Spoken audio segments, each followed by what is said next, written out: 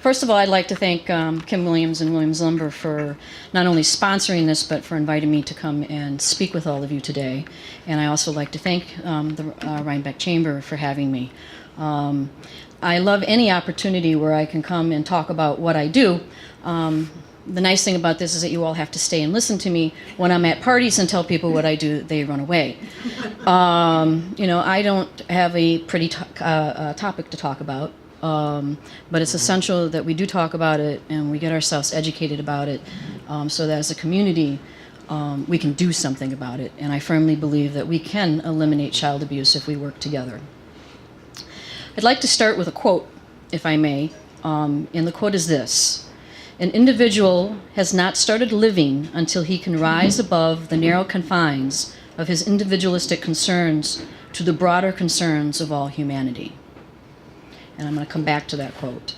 Dr. Martin Luther King wrote these words in reference to social justice and community involvement. As a community, we are all socially, if not morally, responsible to serve the greater good of all humanity. And it is often for those without a voice that we must rise above our individualism to help. It is imperative that we respond as a community to rise above the social injustice of child abuse. The Center for the Prevention of Child Abuse has been serving Dutchess County for over 39 years. The center is the home of several prevention programs, including the Personal Safety Program, which teaches our children to take care of themselves and gives them the vital tools they need if something should ever happen to them. In 2011, our educators provided child sexual abuse prevention education to over 10,000 school children, pre-K to 6th grade. And also to their parents and teachers throughout Dutchess County. We also show students how to keep themselves safe from internet predators and to help parents recognize risky online behavior. Let's talk about Facebook. I believe in technology, and I believe it has brought us together as a community and as a world. But Facebook is a very dangerous place for our children to be.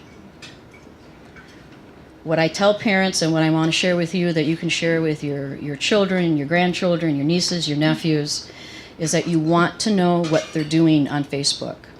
I cannot tell you how many times parents have come into our center, something has happened to their child, and they'll tell us, "But I knew what they were doing on the internet." The answer is you do not know what your children are doing on the internet, but you can take precautions. You can ask them about things. Ask them to teach you how to use things if you don't know how. And if they won't do that, then find a way to learn. Please do not post your children's pictures on Facebook. You know, I tell my friends whenever I see this, and I'll call them immediately and say, you need to take it down. Facebook is a sexual predator's dream. Nothing is private on the internet, including the pictures you are posting on Facebook. Use cartoons, use your own face, please don't use your children's. I also want to make you aware of that sexual predators tend to be very smart, and they usually are very technologically savvy. And I don't know if all of you had a chance to see the Anderson Cooper report, and we were watching this together on YouTube at the office because somebody was talking about this new software that's out. And it's a software that is sent to your children in the form of a greeting card.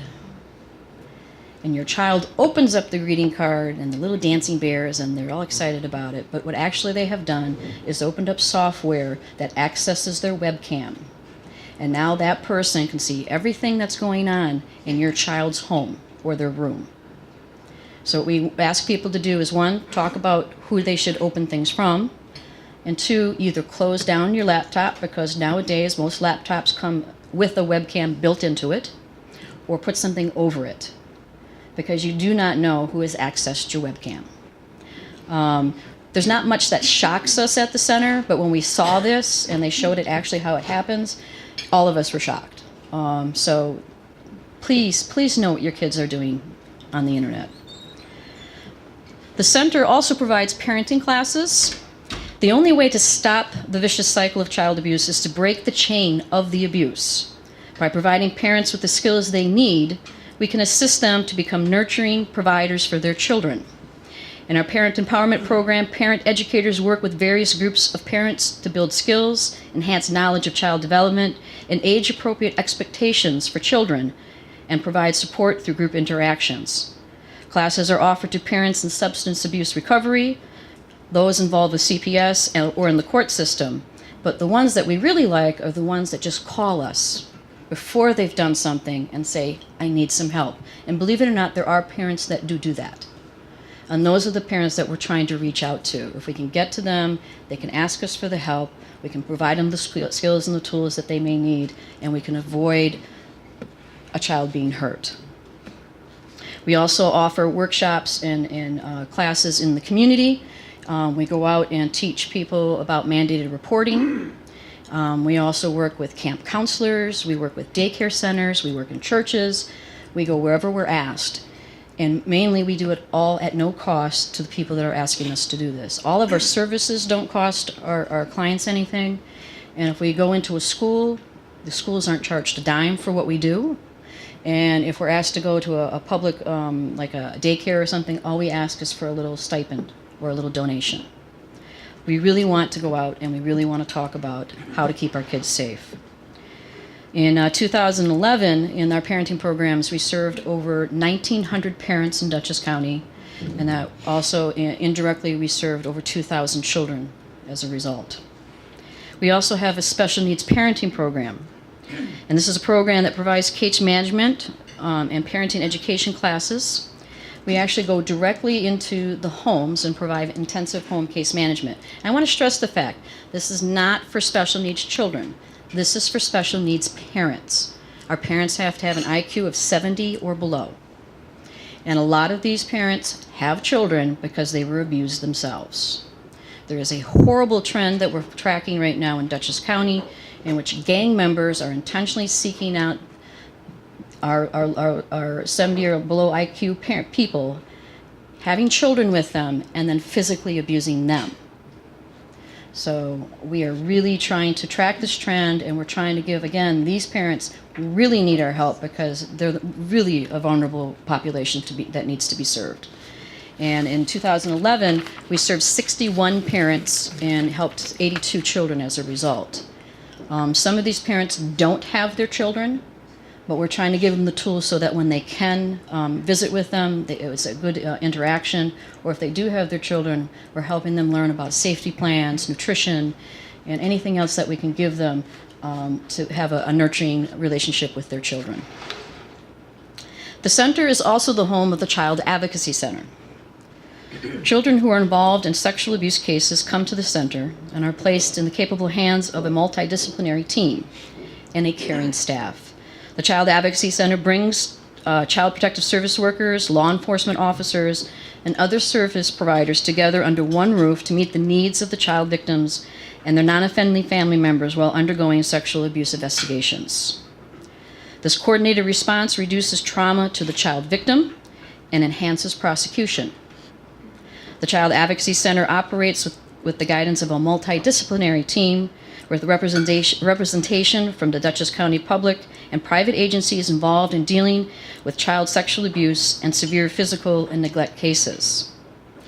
The Child Advocacy Center is where the most serious cases of abuse are handled. In other words, any child sex abuse case allegation that's made in Dutchess County is investigated by our center. And to give you some numbers, in 2010, we saw 605 children, and that was 312 cases. In 2011, we saw 698 children involving 393 cases. And this year, we are averaging 73 kids a month. And if we keep going this way, we're going to be close to the 800 mark. This isn't all bad news, all right? It means that our children are becoming more comfortable telling somebody something has happened to them. And that's essential. Child abuse is full of shame, and it's about secrets. And the quicker we can teach our kids that if something happens to you, tell somebody, tell a trusted adult, because the quicker we can give them help, the less likely they're going to grow up to become abusers themselves, become drug addicts, become wards of the state. So if we can work with children very young, that's the reason we do our personal safety program starting at pre-K. It is all age appropriate, but we start as young as we can. So obviously I'm going to have to speak about the Sandusky trial. You know, it's on all of our minds. And I hope you're as upset as I am. And I hope you hang on to that, and I hope that that anger or whatever else you're feeling motivates you to do something about it in your community. But I also want to point out that the very day the headlines came out that he was found guilty, another headline kind of got lost in Dutchess County. And that was a man who received 46 to 56 years for abusing a young person. And that's one of the cases that came out of the Child Advocacy Center. We're involved with the young lady that got to have a therapy dog for the first time next to her on the stand. We were also involved with the father who got 25 years to life for molesting his own child. And she had the courage to come forward and talk about it and get on that stand and testify. And because of the culture that she grows up in and that she was living in, her mother was so angry that she testified against her own father that she gave her up, and she's in the children's home. This is the reality of these kids. So let's talk about Mr. Sandusky. On the evening of June 22nd, I was sleepily watching the Subway series, Go Yankees, and I decided to flip over to CNN because obviously I've been waiting to see. You know, I was getting nervous. The longer they were deliberating, the less chance they were going to find him guilty. And I saw the banner, breaking news, but these days everything is breaking news. But it did say that the jury had come up with the verdict. And then they said he was guilty on 45 counts. And Bellefonte, PA, cheered, and I'll have you know I cried. I cried because I knew that one more child predator would no longer be able to hurt another child. I cried because I knew there were over 10 young men who now have a lot of work ahead of them to start healing their many wounds. I also cried because I knew I'd have to return to work on Monday, where there'd be more cases of child sex abuse to face in Dutchess County. Please do not misunderstand my emotional reaction. Yes, I am glad that Jerry Sandusky will never know another day of freedom because of the heinous crimes he was so justly convicted of. Sandusky is a true pedophile. He groomed defenseless children so that he could abuse them. He took advantage of the disadvantaged youth and stole their childhood from them.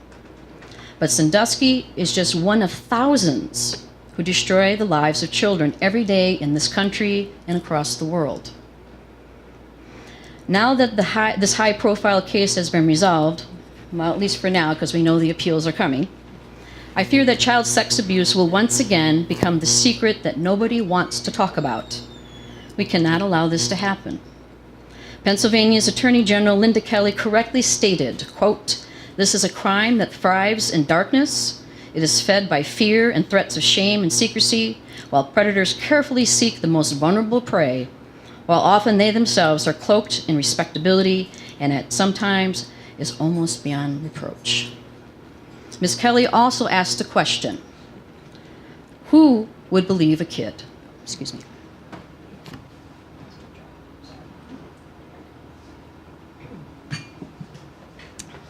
Sorry. Well, again, she asked who would believe a kid. We at the Center for the Prevention of Child Abuse do, and we do every day.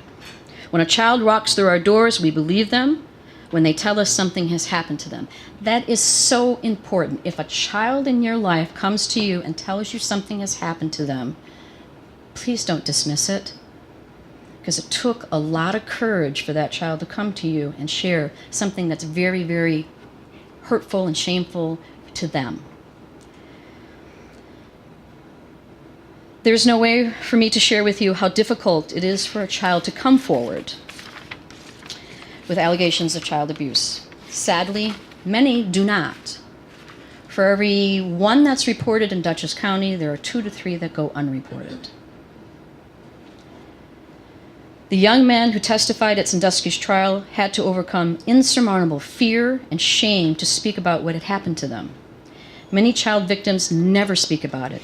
Their lives, forever scarred by the abuse, will never be normal. They will always live in fear. Over 90% of child sexual abuse is perpetrated by someone the child knows and trusts. Again, 90%. These kids actually know and trust the person who is abusing them. Stranger danger education is no longer enough to keep our children safe. We must, let me repeat, we must talk to our children about personal safety. We must reinforce with our children that it is okay to tell a trusted adult that something has happened to them. We must believe our children when they tell us that something has happened to them. We must stop the Jerry Sandusky's of the world, and the only way to do this is through education, prevention, and intervention. So I ask you the question, would you believe a child? Child abuse is preventable. It is preventable as long as we are willing to continue to shine a light on a dark issue. We can no longer cloak child abuse behind our own personal fears, but rather we must highlight prevention by any means possible. It is only through our collective efforts that this will be possible. And I return again to the quote, "An individual has not started living until he or she can rise above the narrow confines of his or her individualistic concerns to the broader concerns of all humanity." Please remember, there is no excuse for child abuse. Thank you.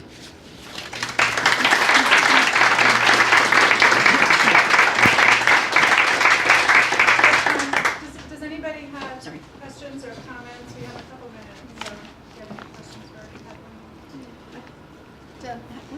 What's the funding for the center? I mean, how does funding come to you? It comes in many different forms.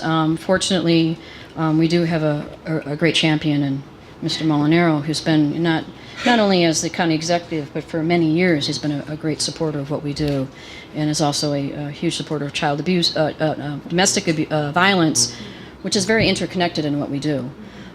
So we do receive funding from the county. We receive funding through other types of grants that we apply for, and we do fundraisers after fundraisers after fundraisers, and we do accept donations. And so far, fortunately for us, we're a small nonprofit, but we do big things, and right now we're fiscally very sound. And sadly, we're overworked, and we're so overworked that we've outgrown our space, and we are currently looking to move into another space that's going to be almost double the size that we have now. We cannot keep up with the volume. After such things like the Penn State case, we got overwhelmed with calls for us to come and do trainings, and we eventually had to start saying no, because we just don't have the manpower to cover it all. And oftentimes I'm off in the evenings in my spare time teaching classes. And I don't like saying no, because I really feel that the best way to stop this is for us to talk about it. And again, I have to repeat, seriously, I can tell somebody what I do for a living when I'm at a party, and I can clear a room. And until we become comfortable talking about it, if we can't feel comfortable talking about it amongst adults, how are you going to talk about it with your kids? So we got to get comfortable talking about it. Tell them about your fundraiser in August. Well, thank you, Kathy Temple. On August 18th, we have been doing this annually now, and we have a large yard sale.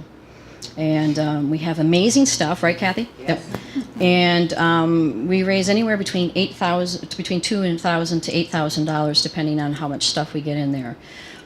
So we invite you out. We usually say it starts at 8, but people start showing up at 7. And you get the early bird special, everything's double. But we hope you see you there. But that's the kind of thing that we do. And then we also have people that just come out from the community and help us out. One of those places is where we're sitting in right now. Every year they give this space over to WKZE, and they hold a toy drive and fundraiser for us. This place is packed, and they provide food, and it's amazing to come every year. And we have to come with a couple of big vans to fill up so that we can give these things out to the kids. So, thank you. It is located, sadly, it's 249 Hooker Avenue. It's another reason why we're moving. It was a family name. I love that family name. As a red hooker, I take that. I would say something, but I better not. Okay, so it's 249 Hooker Avenue in Poughkeepsie. Just to kind of give you an idea, we actually rent the big white house from the Friends meeting house, and we're right across the street from Krieger Elementary School.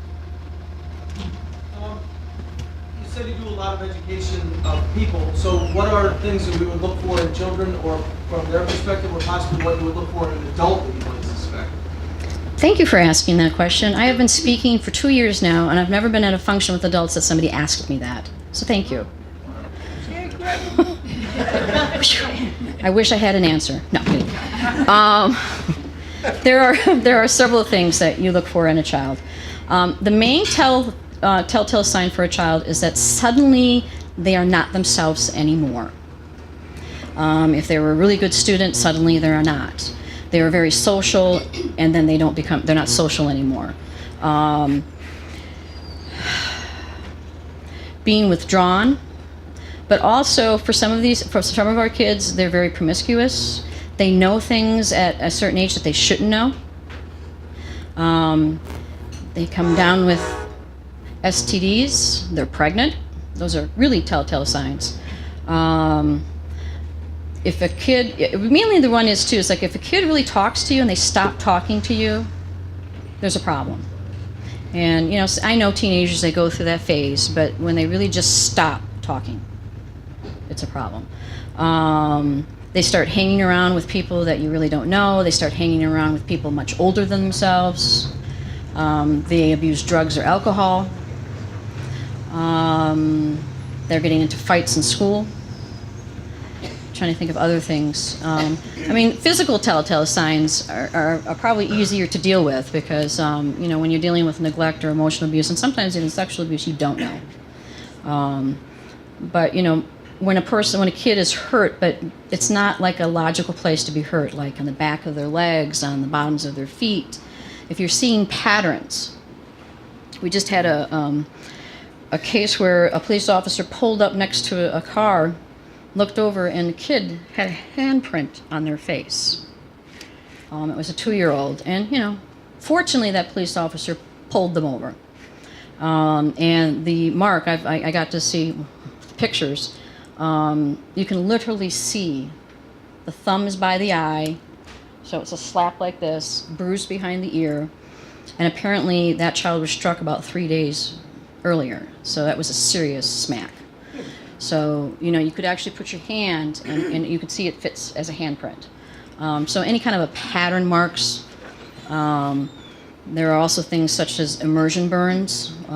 Sometimes parents will punish their children for doing something bad, and they'll either immerse their hands or their legs, and they get burns that look like they're wearing gloves or they're wearing socks, but they're not. Those are the kind of things you look for. For an adult, it's a lot. It's harder to. Are you looking for signs of a predator? Yes. You can look at anyone in this room. There is no way to tell you what a predator looks like, and that's the sad part, and that's the frightening part about Jerry Sandusky's of the world. Here he was, the pillar in the community, giving lots of money, had his own charity, lavishing, gifts and trips on these young men at a cost. And who would have suspected it? Now, let's talk about Dottie Sandusky. Because I know, believe it or not, it is very possible that she had no idea. And I know that's hard to believe. And here's the reason. Well, first of all, denial is an amazing mechanism. I was at a training, and a woman married a pedophile. She had her own children, married a pedophile, didn't know he was a pedophile. He was the pillar in the community.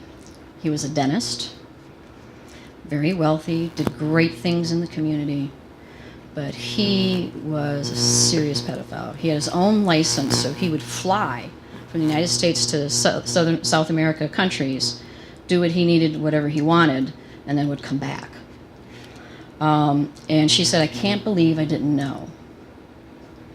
And the story is this, they separated.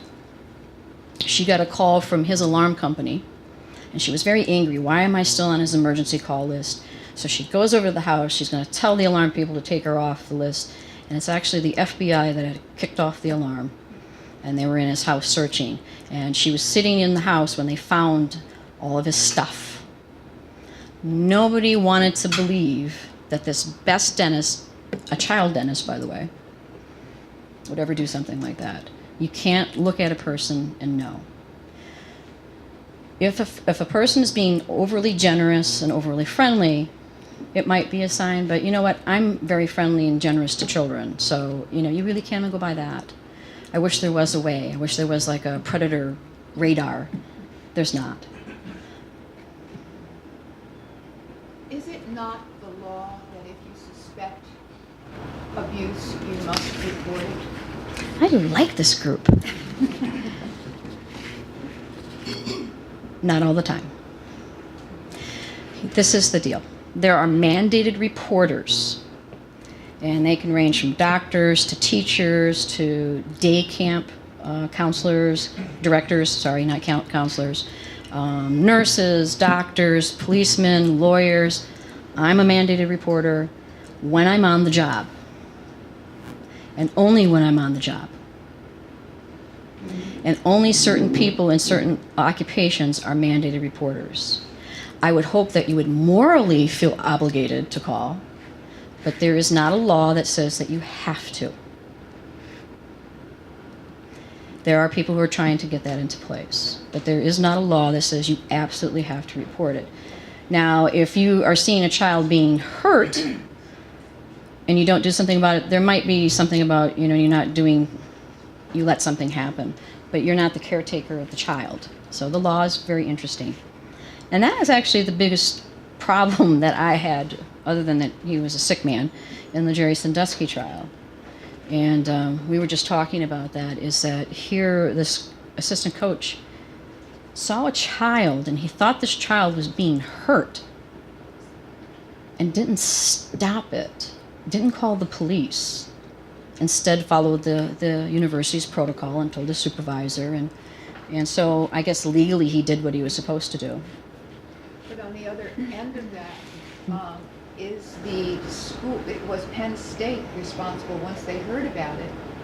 Were they mandated to report it? Okay. College campuses, people who work on college campuses are not mandated reporters. However, they did arrest, as you know, the higher-ups and for failure to protect the child. So there are some laws. And I have a feeling if it hadn't been so public, they never would have done that. They never would have arrested them. It's unfortunately there's a culture there, and I have to give Penn State some kudos though. They have put up a website to help people. They are not waiting for things to go to civil trial. They have a fund, and they're going to try to work out and help the victims. And I think what might happen is that Penn State may end up becoming Pennsylvania's biggest advocate against child abuse. And if that happens, okay, I think they've done a lot of redemption for themselves. And they're really doing a lot of the stuff that they should be doing, and they're taking a lot of positive step forward. So I do have to give them that. Interesting. I'm wondering what the statistics are for children that have been abused becoming abusers themselves. I don't have that statistic, but I can tell you probably 8 out of 10 of the kids that come through and have truly been abused, their parents were abused themselves. So it is very, very cyclical. It's from generation to generation to generation. Not everyone who sexually abuses a child is a pedophile. Okay? And a lot of people get surprised when I say this. And we can thank television for this misnomer. Nor do cases get resolved in an hour. Or I guess it's 45 minutes with commercials. About 1% of child sexual abusers are true pedophiles. These are the people who are so miswired that those are the people that really cannot be helped. The rest are probably those who are either just, they're deviants and don't really care, or they've had it done to themselves and it was a learned behavior and they carry it on family generation after generation after generation. So yes, people who sexually abuse children can be helped. It's a long road. But if we can start helping those kids when they're little, that's what I was talking about earlier, the less likelihood they are going to become abusers themselves. And they're going to live productive, healthy lives. They're going to have triggers, and once they get into the system and they work like through us or through crime victims, they get help throughout the rest of their life. So I can tell you that in 2008 in the United States, there were 770,000 cases of abuse. Of those, 1,700 children died, and a large portion of those children were under the age of 4. So we have a problem. And again, remember what I said, for every one that's reported, there are 2 or 3 that are not. So that number is actually much, much higher. But I still have hope, and I know I don't want to leave it as a downer, because I know this, again, I'm going to clear the room. I firmly believe that we can end child abuse in 3 generations. I firmly believe that. And I think it starts with education. There's a law that's coming out. Yes, it's another mandate, but let me explain. And I'm hoping that it's going to pass. It passed the Senate. It's called Aaron's Law. And Aaron's Law is a law from a young woman who was sexually abused twice as a child, and has now made it her mission in life to get every state to get this law passed. And this law would mean that every child would receive personal safety. And that means they will learn how to keep themselves safe from sexual abuse. We serve 10,312 children in Dutchess County, and it costs the school districts nothing. So yeah, it's going to be, if it passes, it will be an unfunded mandate. The only thing that's mandated in our schools right now is stranger danger. And that's, abduction prevention. And as I said earlier, 90% of the perpetrators are known by the child. So we're only teaching our kids to keep themselves safe from 10% of the problem. And Erin Marin put it best when she said, when I was a kid in school, they taught me what to do in a case of a fire. We had fire drills, we had tornado drills, we had emergency drills. They never taught me about sexual prevention, sexual abuse prevention. If we, instead of asking our teachers only once in their career to receive mandated reporter training, that's it. When they first start out, they only have to have it once. They never have to have it again. I believe that we should have a semester-long required course for all people who teach, all people who are in law enforcement, all people who become doctors, and so on. All of our professions, they have to take a semester-long course in college to teach them how to recognize and what to do if they run across a child who is abused. If we continue to work with our young people, we continue to do the education, in 3 generations, we can eliminate this. And I really hope that someday I get to be unemployed. That is my goal. When they hired me into this position, somebody said, "What's your goal?" And I said, my main goal is for the center to become obsolete, and I can go do something else. Excuse me, what do you do when you witness something that doesn't seem right? For instance, somebody's walking away from a car with a child in the car, or you see something what you perceive to be excessive parenting or whatever you want to call it. Okay, I'm going to answer it in 2 ways. One is, if you know a child is in immediate danger, stop what you're doing and call 911. End of story. You think a child is being hurt and they're in immediate danger, call 911. you know, if you're seeing something happening in your neighborhood, you're not quite certain, give us a call. We're your resource. We're here for you. And we'd be happy to answer any question that you might have. And if you go onto our website, there's also a non-mandate, you don't have to be a mandated reporter, it's just a general public hotline. And you can call that hotline and talk to the people there. If you're seeing a neighbor really struggling, and you know, this is the other thing, this is about what we can do as a community. Say, hey, how you doing? Do you need to take a moment? Can I help you out somehow? Because oftentimes when a kid is getting smacked, it's because this parent has gotten to their wit's end. Doesn't necessarily mean they're a bad parent, they just don't have the coping skills. And just a simple fact of teaching them a safety plan for themselves. Call somebody, talk to somebody, step outside, take a breather. Have a safety plan for yourself. Reach out to your neighbor. You know, because that's usually when you're seeing what's going on in a grocery store. Let's admit it, kids can drive you crazy. That is their job. And it always happens when you're shopping. And they're ready to blow, and it's frustration. I'm sure otherwise they're normal, regular, great parents. But we need to learn coping skills. If you know you have a temper, what are you going to do? Think about it now before it's too late. I was going to say something else, I forgot what I was going to tell you. It'll come back to me. Yeah. Anything else? Great questions. Thank you so much.